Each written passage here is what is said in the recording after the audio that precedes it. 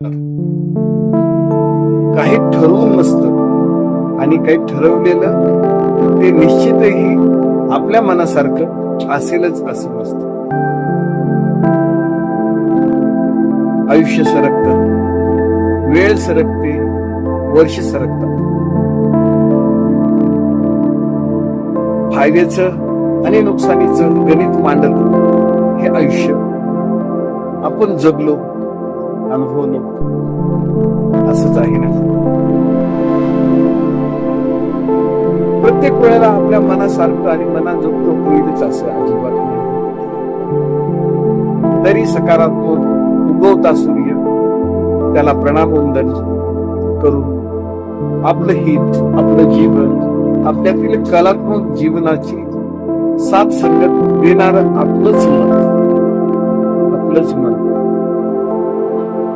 आपण आपल्या मनाची जोपासना आणि संगोपन करण्याची जी सकारात्मक दृष्टिकोनातून यशस्वी वाटचाल आपण करत असतो.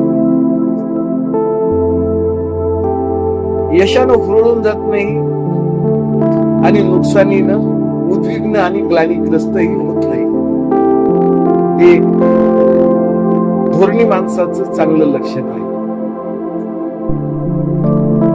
धोरण मिळवणं, सांभाळणं, जपणं आणि नव्या संकल्पनाबरोबर आयुष्याची वाटचाल सत्कर्मानं आणि चांगल्या वेळेनं. वेळ ही भगवंताचं रूप आहे.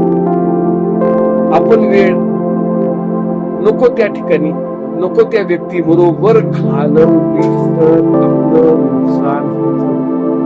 हे गणितीय भाषेमध्ये देखील खूप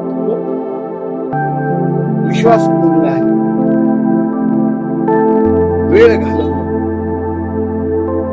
वेळ घालवणं आणि आयुष्य व्यर्थ घालवणं हे सजग सावधानपणे मनुष्य स्वतःचं अस्तित्व, स्वतःचं जिवंतपण स्वतःसाठी खर्च करतो तर त्याला सुखाची अपेक्षा असते आणि सुख थोडं थोडं कवायला मिळत राहतं. भरपूर साठवलेलं पूर्ण काही वापरायचं नसतं आणि रोज रोज थोडं थोडं जगत उपभोग घेत आयुष्याचा सुखाची कल्पना ही सुखाच्या भाषेबरोबर, सुखाच्या संकल्पनेबरोबर मनुष्य इच्छात येते मार्ग हाच भाव जपत असतो. जगण्याची हीच भावना माणसाला सुख देते. वेळेपण नाही आणि नको त्या माणसाच्या संगतीतही नाही. ही सावधानता, ही सजगता येते. वय वाढतं, अनुभव येतात आणि झालेल्या चुका पुन्हा त्या तशा करायच्या नाही. ही सजग सावध भूमिका हेच माणसाला धोरणात्मक जीवन जगायला कारण आहे ना. कमी नको त्या माणसांशी आणि वेळेपण, भोळेपण आणि भावनिकतेपुढं स्वतःच्या कर्तव्याला विमुख होणं, स्वतःच्या कर्तव्याला विमुख होणं ही वेळखाऊ भूमिका आहे. थोडी जर टाळली तर आयुष्य खूप छान आहे. ते डिझाईन सारखं करावं.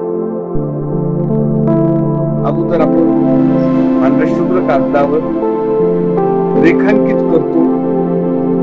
यात कोणते कलर, कोणते रंग भरायचे हे धोरण आखतो. त्यानुसार ही कलाकृती आपल्या हातातून निर्माण होते. नव्हे ती मनामध्ये संकल्पित असते. तिला क्रियात्मक, कार्यात्मक, गुणात्मक कलेचा आविष्कार दिला जातो आणि ती यशस्वी कला ही आपल्या सत्गुणाचे उदाहरण होय. धन्यवाद.